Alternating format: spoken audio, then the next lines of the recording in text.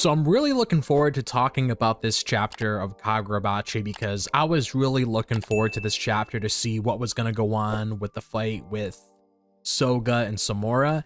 And it seems like we're going to be getting that in the next chapter. Like we still did get some action here when it comes to Soga versus Samura, but it seems like we got more build up here when it comes to seeing the fight in the next chapter and the chapter after that, depending how long it goes, which I have no issues with because I like how we got some context here when it comes to certain things, and obviously I'll give my thoughts on that and everything. But Kagurabachi, man, it's just been on a roll as of late. I mean, a lot of these chapters that have been coming out have just been off the charts. So I always look forward to coming on here and talking about the chapter with you guys. So this should be a very fun video.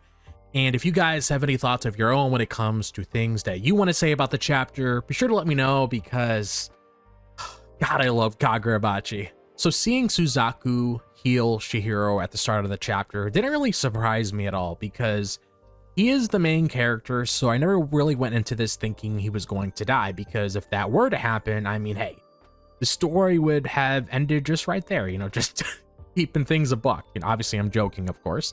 So I already expected something to keep him alive because like we saw, you know, a couple chapters ago, Chihiro was stabbed through the heart by Soga and he was clearly in bad shape. He couldn't move and he was losing a lot of blood. So Samura stepping in at that exact moment made a lot of sense, and Suzaku being able to stabilize him felt like the only direction the story could really go. So Samura choosing to heal Chihiro also lines up with how he views him as well. He clearly sees a future in Chihiro and doesn't think that his story ends right here. So keeping alive in this moment, you know, made a lot of sense for what was happening, especially with everything that Samura was saying later in the chapter. Chiba wanting to get Chihiro out of there makes a lot of sense because the situation there is still dangerous. And the chapter also made it clear that, you know, the atmosphere is changing as well because Aori was sensing, you know, a shift, like, you know, something was going on, and obviously that's telling us that, you know, something serious is about to happen. And when Samura was surrounding himself with Suzaku and directs all of that power inward, it felt like he was preparing himself for something extreme, which, you know, makes a lot of sense considering who he's going up against. And you also see Suzaku affecting more than just him. You know, the flowers created by the Maguzumi end up going away, and the people affected by that, you know, start to recover, and that shows that Suzaku was directly countering the Maguzami. And the main focus of this chapter is clearly Samura versus Soga, because this fight itself is pretty much framed as a direct duel between two master swordmen. And I was really excited to see it, and while the action didn't really reach its peak yet, it does feel like the groundwork for something much bigger that we're going to be seeing later on. And the combat itself that we do see here in this chapter is mostly, you know, blade to blade, and that makes sense for where this fight is at because it doesn't really feel like we reached the climax yet. It just feels like both of them are settling into this fight, and that makes me think that the next chapter is where things are really going to start to escalate. And Soga's dialogue during the fight stood out to me as well because he talks about wielding a sword since childhood and reaching legendary status at a young age. And that explains, you know, why he sees Chihiro as lacking, because from his point of view, Chihiro has not earned his place yet. And Samura's response just shifts the meaning of the entire fight because he acknowledges why Soga would see Chihiro that way, but he also points out that Chihiro was only a blacksmith until 3 years ago, so since then his life has been full of uncertainty, loss, and doubt.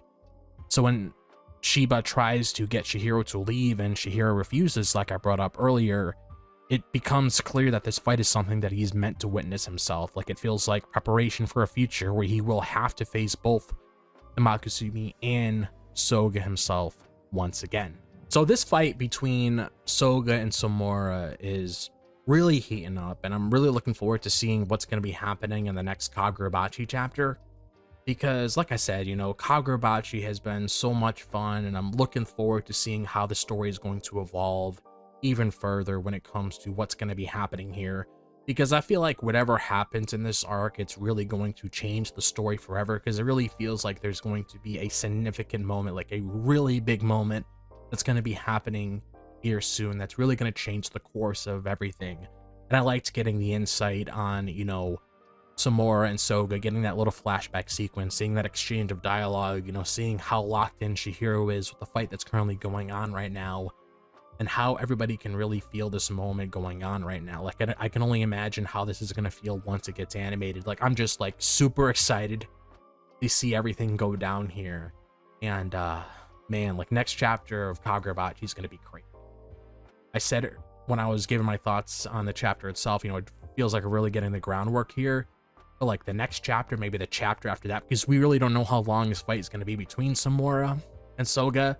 But it definitely feels like, you know, once we get to the next chapter and the next chapter after that, it really feels like things are going to kick into gear and it's going to be wild. But now I want to hear your guys' thoughts. Like, how do you guys feel about this chapter of Kagurabachi? Let me know in the comment section down below, because I'm really curious to hear how you guys feel about it, so we could talk about it in the comments. Is there anything that I didn't talk about in this video that you also want to talk about with me as well, or just anything in general? Be sure to let me know in the comments. If you guys enjoyed the video, be sure to like and subscribe. I'd really appreciate it. If you guys want to follow me on my social media, be sure to check out my X, Instagram, TikTok, and Facebook. All the links are located in the description below, so be sure to follow me on there. They also got a Discord server. Please join it. It's listed in the description. It's pinned in the comments. We could talk more about anime, manga, Kagurabachi, just like how we did today in this video. And also be sure to answer the question that I left you guys in the comments. We can engage in that conversation like we typically do in every video. Also, be sure to click on that bell for notifications so you guys are notified when I'm dropping a new video on the channel. I hope all of you guys are having a fantastic day, wherever the day may be, if it's the daytime, the nighttime, or the evening. I'll see you guys in the next video. As always, peace out.